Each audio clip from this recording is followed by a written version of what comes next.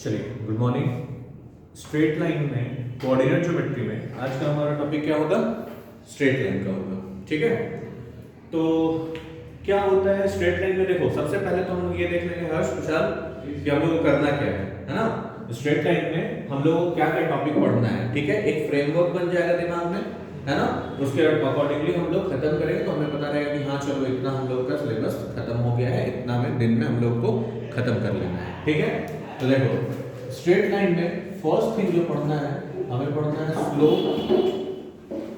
ठीक है, slope of a straight line. Straight line. दूसरा टॉपिक हमें यहां पे पढ़ना है equations of straight line. Equations of straight line बोलो, उसको नहीं करेगा क्लास में और रिकॉर्ड होगा। Slope of a straight line, है ना। Equation of a straight line. ठीक है, ये चीजें हम लोगों को करनी है। और क्या करना है इसमें?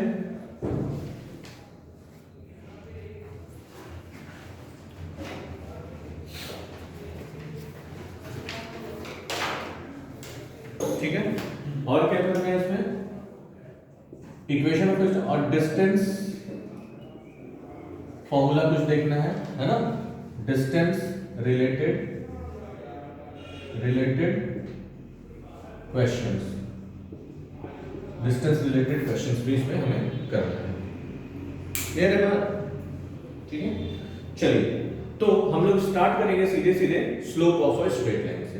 ठीक है, चलो तो slope of a straight line क्या होता है? Slope of a straight line, देखो मान लो ये मेरे पास में एक्सिस है।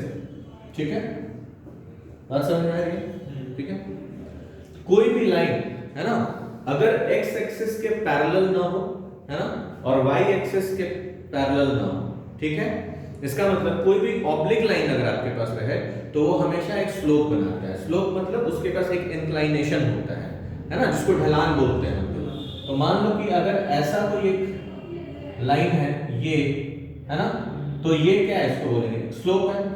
ठीक है, या फिर इस साइड अगर ऐसे एक लाइन बनाते हैं तो ये एक इंक्लाइंड है, इंक्लाइंड पाथ है ना। तो इसीलिए ये कैसा हो गया, इसका स्लोप होगा। ठीक है, और स्लोप का मतलब क्या है? स्लोप कब बनता है? देखो थीटा यहां पे बनेगा आपका इसमें, और थीटा कैसे बनता है ये हम ट्रिग्नोमेट्री में सीख चुके हैं। कैसे बनता है कुशाल? क्लॉकवाइज डायरेक्शन में जब आप मूव करते हो तो एंगल आप फॉर्म करते हो, ये पॉजिटिव साइड होता है ना। इसी तरह अगर यहाँ पे अगर मूव कर रहे हैं तो बताओ तो कौन सा है यहाँ पे थीटा किसको लेंगे? पॉजिटिव वाला, ये या ये? वो वाला, ये छोटा वाला ना, तो ये यहाँ पे थीटा है। बात समझ में आ रहा है? ठीक है, थीटा को क्या बोलते हैं? थीटा को यहाँ पे कोऑर्डिनेट में क्या बोला जाएगा? इंक्लाइनेशन। क्या बोला जाएगा? Inclination of a line. ठीक है, इस इंक्लाइनेशन ऑफ अ लाइन, किसी भी लाइन का इंक्लाइनेशन को थीटा बोला जाएगा। तो अगर आपको कभी क्वेश्चन में दे दे कि फाइंड द इंक्लाइनेशन, इसका मतलब क्या है? आपको क्या निकालना है? थीटा निकालना है। और जो स्लोप होता है वो इंक्लाइनेशन पे ही डिपेंड करता है। जैसे फॉर एग्जांपल ये अगर आपके पास में एक है तो ये मान लो कि अल्फा है इसका एंगल, ये थीटा हो गया। लाइन अगर यहां चला गया तो ये मान लो बीटा हो गया, ये पूरा का पूरा एंगल। सब इंक्लाइनेशन है अलग अलग। तो इंक्लाइनेशन देखो जितना बड़ा होता जा रहा है ये उतना स्टीपर होता चला जा रहा है ना, स्ट्रेट होता चला जा रहा है। इसका मतलब उसके ऊपर में जो इसका स्लोप होगा वो डिपेंड करेगा, है ना। और जैसे ही अगर आपका ये जो थीटा है या जो भी एंगल है अगर जीरो हो जाएगा, इसका मतलब क्या हो जाएगा जल्दी बताओ? अगर एंगल, है ना, एक्स एक्सिस और उस लाइन के बीच में अगर जीरो हो गया तो क्या हो जाएगा? 180 degree.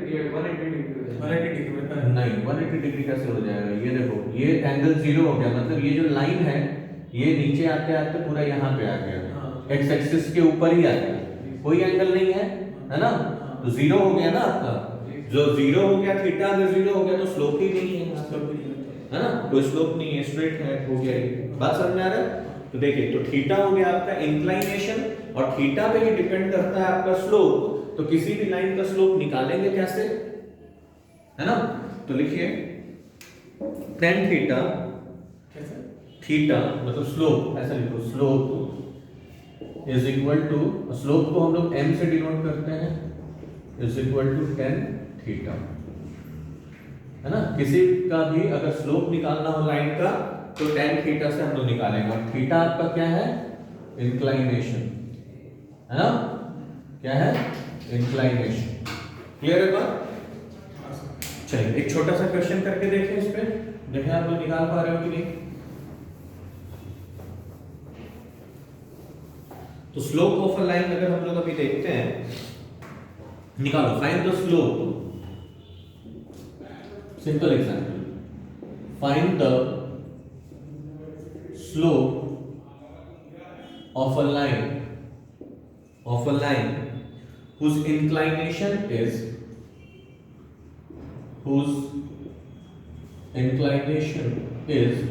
number 1 45 degree, number 2 60 degree, है ना। मतलब वो x एक्सिस के साथ 45 डिग्री का या 60 डिग्री का एंगल बना रहा है ना। तो बताइए कितना उसका स्लोप होगा। तो slope m is equal to tan theta, फटाफट निकाल के बताइए बात, tan 45 का तो निकाल बताओ जल्दी से, लिख के वहीं पे लिखते रहोगे सब लोग सॉल्यूशन में, बेसिक एकदम कर रहे हैं अभी। पहला 45 डिग्री, ठीक है,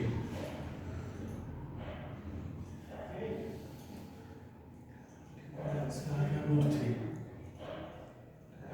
60 डिग्री ना, 60 डिग्री का √3 √3 होता है tan 60। ठीक है। तो ये देखो सॉल्यूशन में m पहले वाले का m स्लोप होता है is equal to tan 45 degree, और tan 45 डिग्री का वैल्यू 1, तो स्लोप हो गया यहाँ पे 1। क्लियर? अच्छा, सेकंड वाले का m is equal to tan 60 degree, तो tan 60 डिग्री √3, बस समझ आया? हाँ सर। इसी तरह स्लोप इसका निकालेंगे।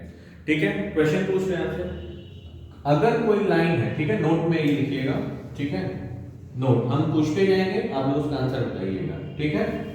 Slope of number 1, slope of a line parallel to x axis क्या होगा? Slope of a line parallel to x axis, slope to x axis या इंक्लाइनेशन, पहले इंक्लाइनेशन लिखते हैं, इंक्लाइनेशन से बताएंगे तब, है ना। तो वो इंक्लाइन किस होगा, वो पैरेलल है तो इंक्लाइनेशन थीटा को बोला जाता है, तो इसीलिए तो बोल रहे हैं कि अगर पैरेलल है तो थीटा इंक्लाइनेशन कितना होगा? इन्फिनिटी। क्या parallel? Inclination of a line which is parallel to x axis, कोई एक लाइन जो x एक्सिस के साथ पैरेलल है, तो x एक्सिस के साथ उसका कितना एंगल बन रहा है? 90 डिग्री। कैसे? अगर मान लो ये यहाँ पे line parallel to x axis कर दें, तो इनके बीच में कितने का एंगल? 0 डिग्री। 0 डिग्री ना, तो फिर तो inclination of a line parallel to x axis 0 degree, है ना। अच्छा, inclination of a line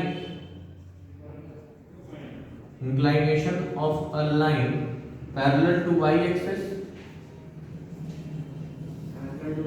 0 degree.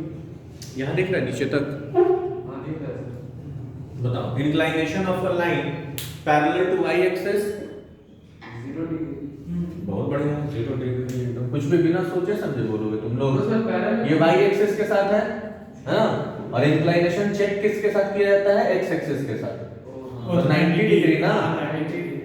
कुछ भी बोल रहे हो, ना वो उसका 0 डिग्री से ठीक है। Inclination of a line parallel to x axis 0 degree, और inclination of a line parallel to y axis 90 degree, ठीक है। अच्छा, और ऑब्लिक बाकी जो लाइन है वो तो हम समझ ही गए कि उसको कैसे निकालेंगे, है ना। जितना भी एंगल x एक्सिस के साथ में उसका बना रहेगा वही उसका इंक्लाइनेशन होगा, उसी के अकॉर्डिंगली हम लोग को स्लोप निकालना है, m is equal to tan theta लगा के। क्लियर है बात? ठीक है। अच्छा, अब आते हैं स्लोप के मेन इक्वेशन पे, है ना, कैसा कैसा स्लोप का इक्वेशन होगा। एक एक चीज सब हम लोग पॉइंट बाय पॉइंट करते जाएंगे यहाँ से, ठीक है। तो number 1, slope of a line passing through two given point, ठीक है। मिटा दो इसको,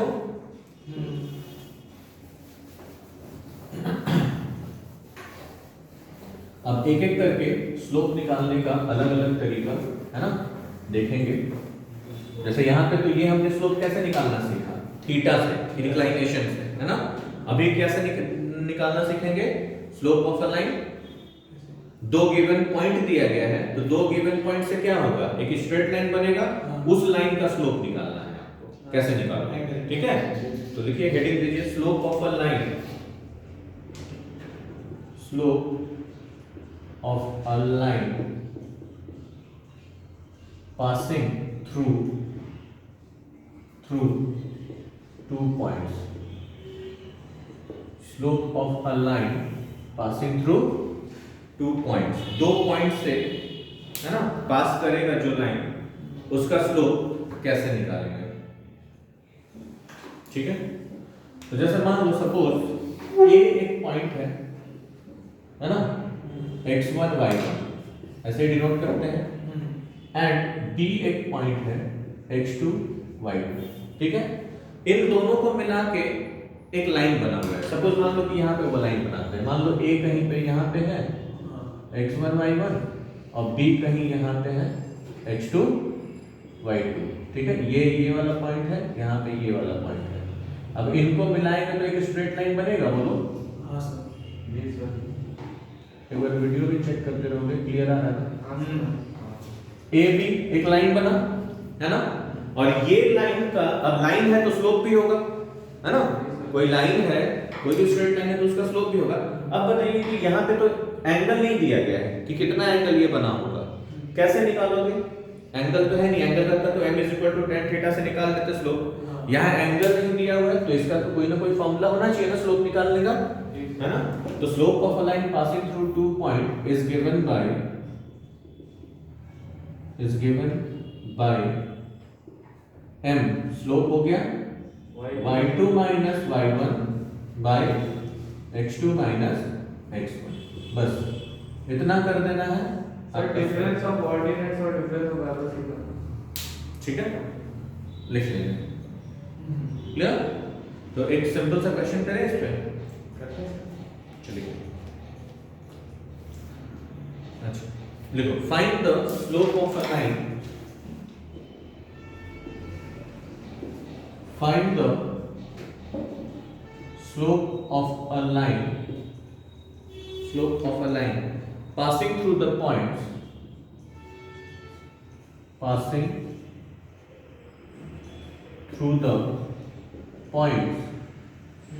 कौन कौन सा पॉइंट्स है, पॉइंट्स है आपका -2 3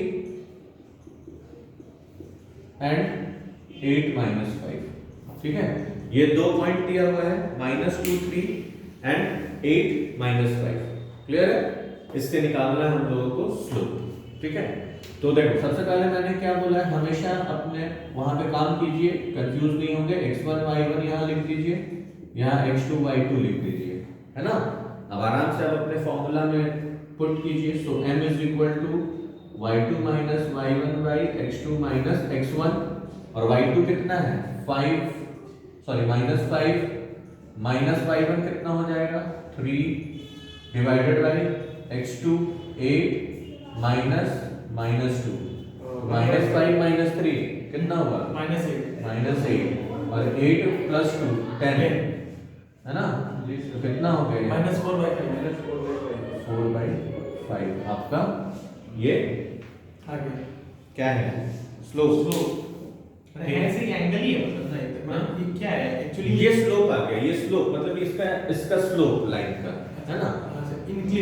इंक्लाइनेशन तो थीटा, है ना, थीटा से स्लोप निकाला जाता है। स्लोप कुछ नहीं है, स्लोप उसका ग्रेडियंट है, एक स्ट्रेट लाइन ही है, बात समझ में आ रहा है ना, ठीक है। वो भी एक स्ट्रेट लाइन, हर स्ट्रेट लाइन का अपना एक स्लोप होता है। जैसे अगर हम लोग यहाँ पे ऐसे करके अगर पैरेलली इधर चले बोले कि यहाँ का ग्रेडियंट क्या है, तो बेसिकली ये सब हम पढ़ेंगे डिफरेंशिएशन में, अभी वहां पे नहीं जाए। सिंपली आप समझो, स्लोप का मतलब होता है कि उसका जो इंक्लाइनेशन है वो कितना होगा, ये डिपेंड करता है आपका थीटा पे, है ना।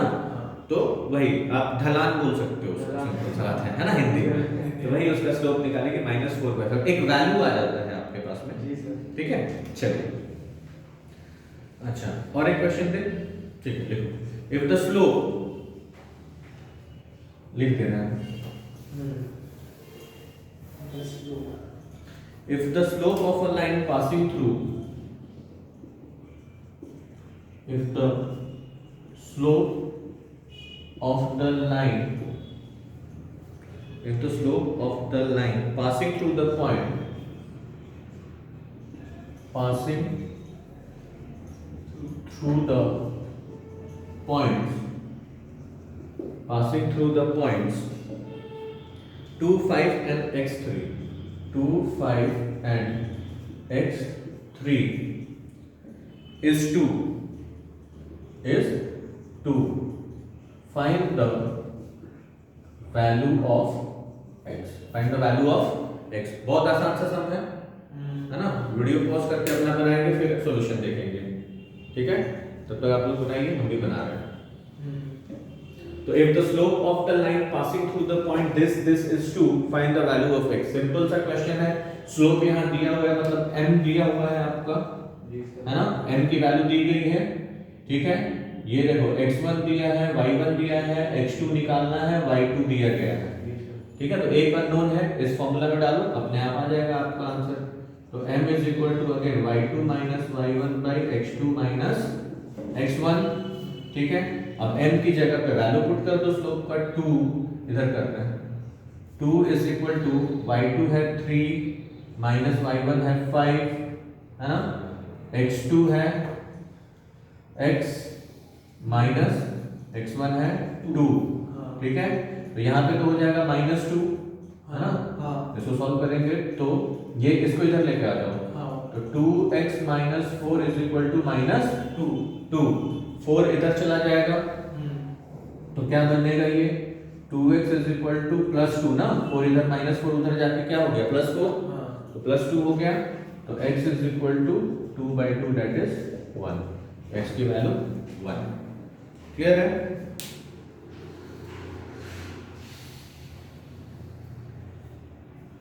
चलो एक इंटरेस्टिंग सम दे रहे हैं, ठीक है, उससे रिलेटेड समझ आ रहा है। चलिए इजी है ना। सब इजी लगेगा, धीरे धीरे करते जाओ, सब पता चलेगा कि सारा चीज हमने खत्म कर दिए, टफ नहीं रहा, ठीक है। आएगा सर, एकदम बेसिक है। हाँ, घबराते रहोगे तो बेसिक से सीखते सीखते आप टफ में पहुंचोगे ना, है ना। और खत्म हो जाता है, फिर आप लोगों को पता भी नहीं चलता है कि हाँ हो गया। बस आप लोग फिर कुछ दिन बाद वो टफ लगने लगता है, 2 महीने बाद देखते हो तो। क्यों? क्योंकि अभी परम्यूटेशन से एक भी सम नहीं तुम लोग बना पाओगे, वो पता है, क्योंकि वो सबसे पहले कराए थे, है ना। जब एक भी नहीं बना सर, कुछ नहीं, कुछ तो बना लेगी ना सर, एक भी नहीं बनेगा। मेरा नोट्स नहीं है, इससे दिक्कत हो रहा है। उसमें हम क्वेश्चन सेलेक्ट कर करके रखते हैं वहां पे। अरे सर ठीक करेंगे सर, यार अच्छा करेंगे। क्या आज हम मार्क करेंगे क्वेश्चन सर सेट्स का। हाँ कर देंगे। Find the angle between the, find the angle between the x-axis and the line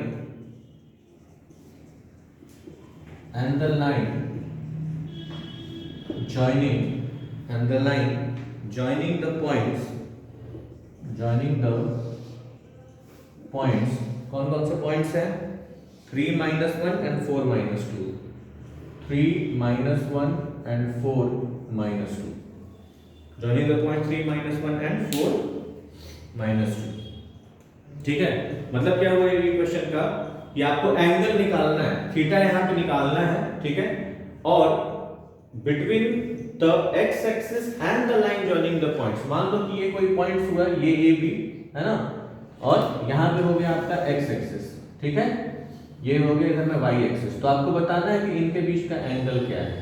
ये लाइन मान लो ये 2 पॉइंट से बना, और एक्स एक्सिस के बीच का एंगल कैसे निकालोगे? स्लोप निकल जाएगा आपका, है ना। 2 पॉइंट से स्लोप निकल जाएगा, और स्लोप को फिर आपको tan थीटा में पुट कर देना है, स्लोप का वैल्यू के साथ, तो थीटा निकल आएगा, है ना। चलिए करिए जरा, हम भी कर रहे हैं। ये इधर हटा दें, इधर ऊपर किया जाए।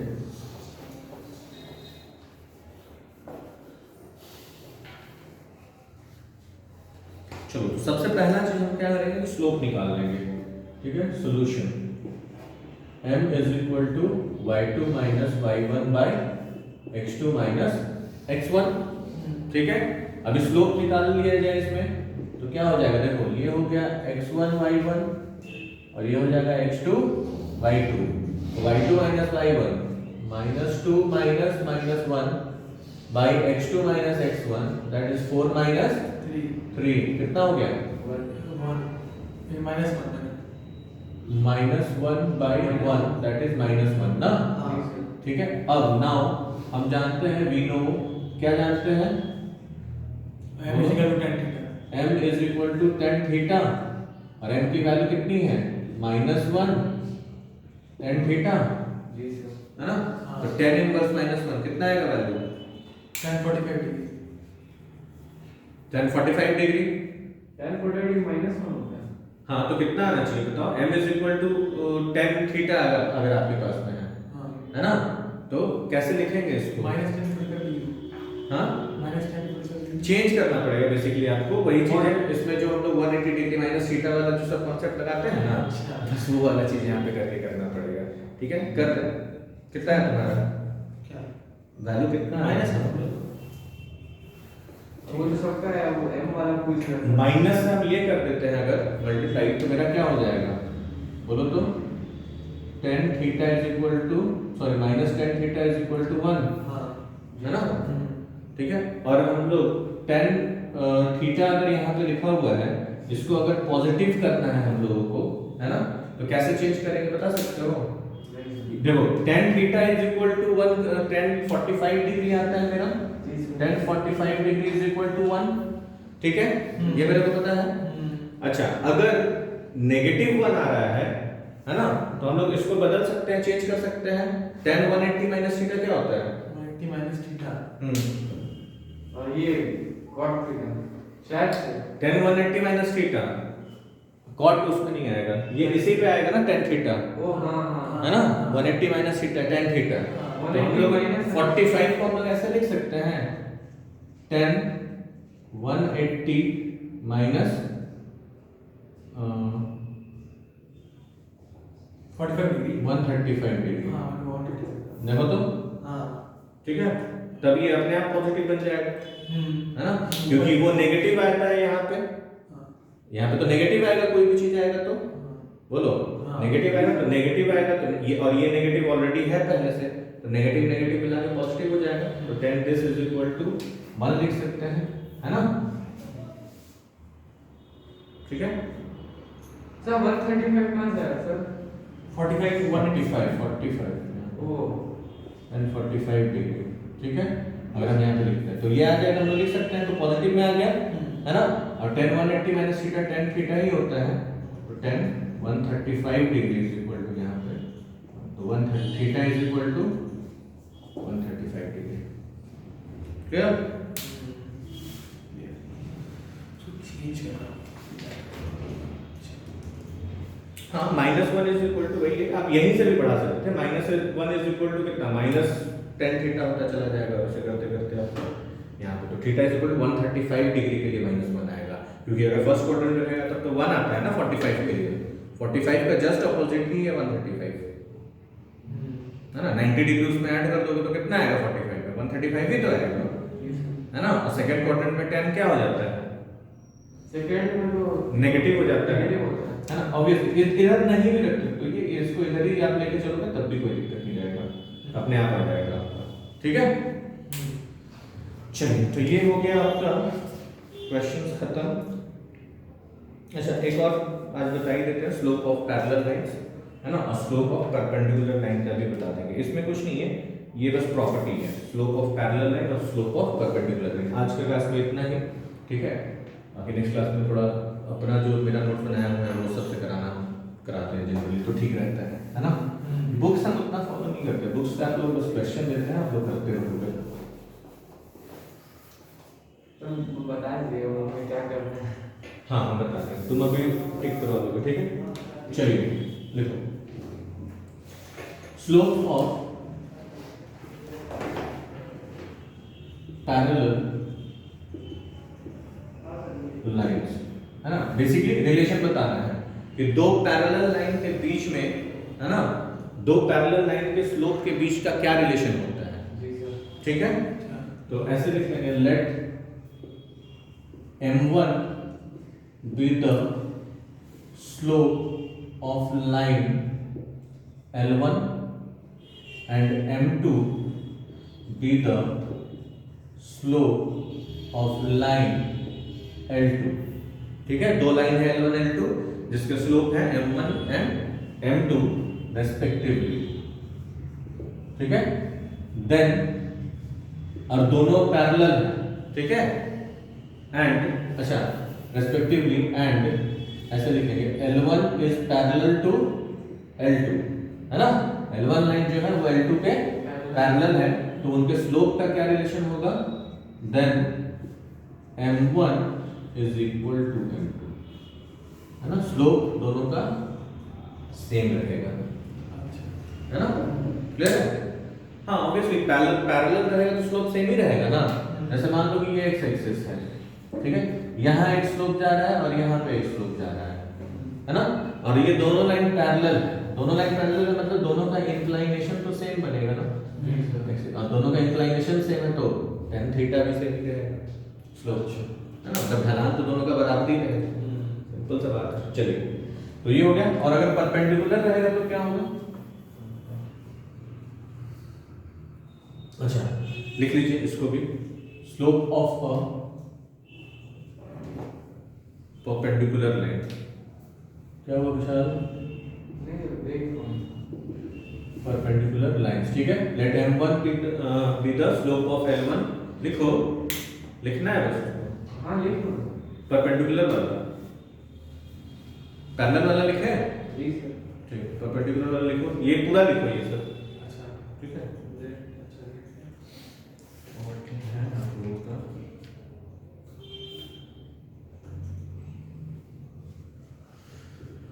और ये चेंज कर लेना कि L1 is perpendicular to L2। ठीक है, तो इसमें कंडीशन क्या हो जाएगा आपका, then m1 into m2 is equal to -1। ये कंडीशन यहाँ पे है। तो ये कभी नहीं बोलिएगा पैरेलल का और परपेंडिकुलर का। पैरेलल में क्या था, दोनों स्लोप बराबर होते हैं, है ना। और परपेंडिकुलर में क्या था कि एक स्लोप दूसरे का रेसिप्रोकल होता है, नेगेटिव रेसिप्रोकल होता है। इसको ऐसे लिख सकते हैं ना, m1 is equal to -1 by m2, या ऐसे भी तो लिख सकते हैं m2 is equal to -1 by m1, है ना। तो ये क्या है, नेगेटिव रेसिप्रोकल है ना दूसरे का, है ना। तो m1 m2 is equal to -1, तो ये इस तरह से ये भी बन सकता है, ये भी बन सकता है ना। क्लियर है। देखते हैं इस पे कोई क्वेश्चन है तो देना, लिखो show that the line, show हम दे रहे क्वेश्चन,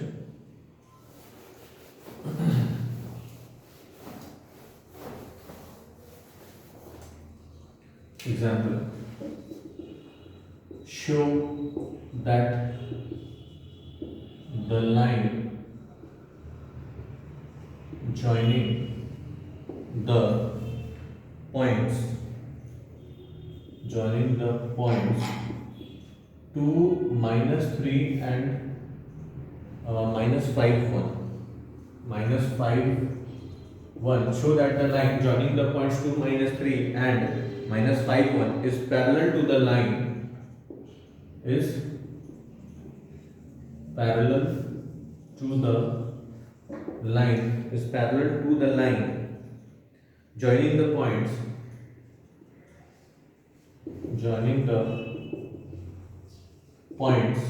points ले लीजिएगा 7, -1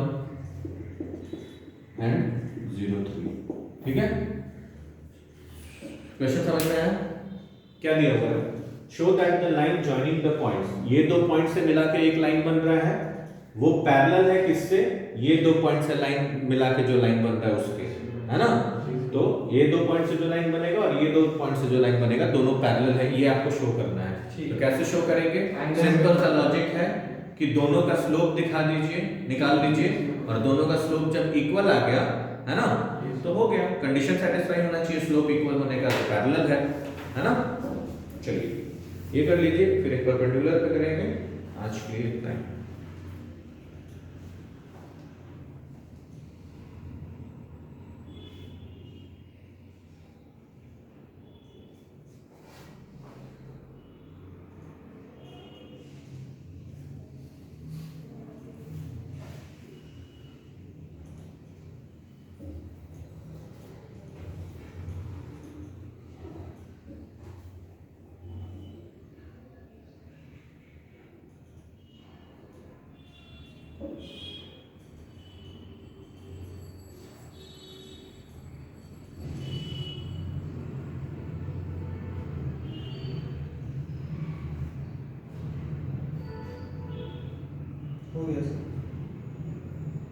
हो गया क्लियर?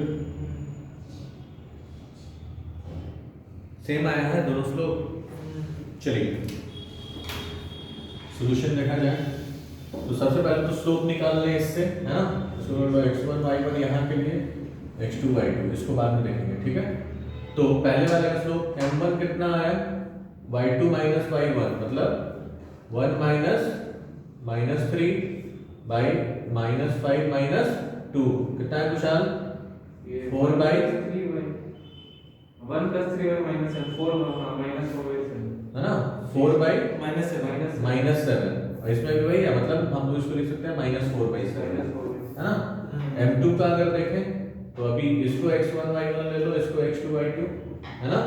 तो 3 माइनस 1 और 0 माइनस 7 तो ये अगेन हो गया 4 minus 7 that is -4/7 therefore m1 is equal to m2 prove हो गया है ना। अब एक परपेंडिकुलर का ले लो फटाफट, चलो लिखो। Show that the line joining the points,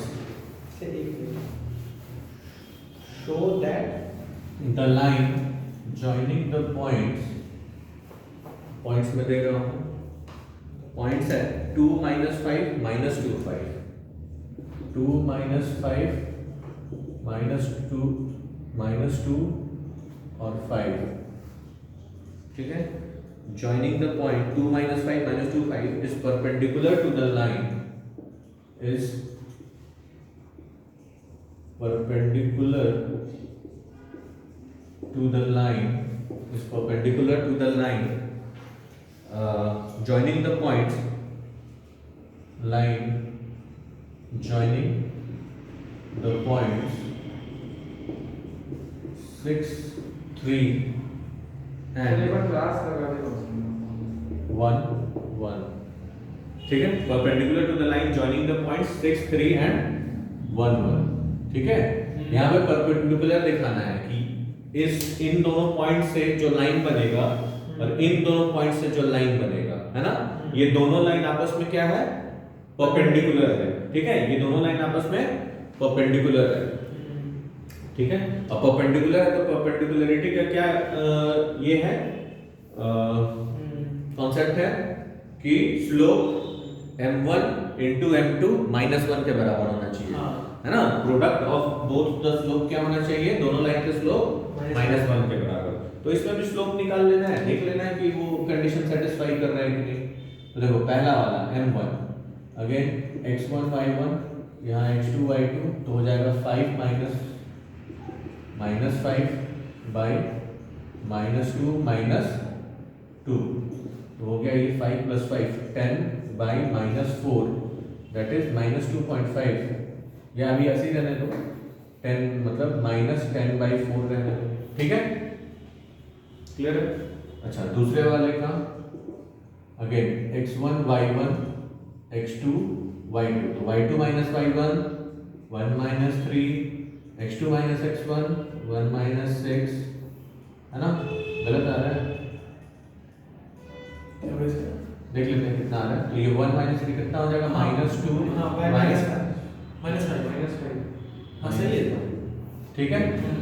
सही है -1 हाँ तो m1 into therefore m1 into m2 कितना आ रहा है, m1 कितना है -10/4 into m2 कितना है -2/5 है ना। तो देखो 5 सेकंड 2 2 जा 4 5 2 जा 10 2 से 2 खत्म, माइनस से माइनस खत्म तो 1 -1 ना आगे। तो ये भी प्रूव हो गया आपका, क्लियर है। तो इस तरह का ये सब एकदम बेसिक क्वेश्चन है, बेसिक मतलब एकदम मतलब आपका जो बेस समझने के लिए कि अच्छा ऐसे निकालते हैं। ये सब जो छोटे छोटे ये सब चीज है ना, ये आपके बड़े सम्स में एक पार्ट की तरह इस्तेमाल होगा, है ना। ऐसा नहीं है कि यही पूरा आपका कंप्लीट सम है। हाँ जो ऑब्जेक्टिव टाइप आपका आता है उसमें ये सब सम दिया रहेगा, है ना, एक नंबर वाला जो सम सब रहता है वो सब में। लेकिन जो बड़े सम रहेंगे तो हो सकता है वहां पे ये सब एक छोटा सा पार्ट की तरह वहां पे यूज हो, है ना। और मैथ्स में तो स्टेप मार्किंग होता है, तो ये दिखाओगे तो इस पे हो सकता है एक नंबर दिया रहे, दूसरे पे दूसरा नंबर, जो मेन क्वेश्चन पूछा वो 2 नंबर का रहेगा, तो मिला के 4 नंबर का क्वेश्चन या 5 नंबर का क्वेश्चन आपसे बनाएगा। क्लियर है। तो आज इतना रखने देते हैं, ठीक है। नेक्स्ट क्लास में स्लोप से कंटिन्यू करेंगे, है ना, कि कुछ एंगल है बस वो करा देना है, उसके बाद सीधे equation, various form of equation में हम लोग मूव करेंगे। मतलब सेकंड टॉपिक था जो था equation of the straight line में, और इक्वेशन ऑफ स्ट्रेट लाइन ही लंबा चलेगा क्योंकि 4 से 5 इक्वेशन हम लोग को पढ़ने हैं उसमें, अच्छा ठीक है ना। 5 इक्वेशन, हर क्लास में एक इक्वेशन खत्म होगा, अच्छा ठीक है। तो 5 क्लास तो वैसे ही लग जाएगा उसमें, क्लियर है। चलिए बाय बाय।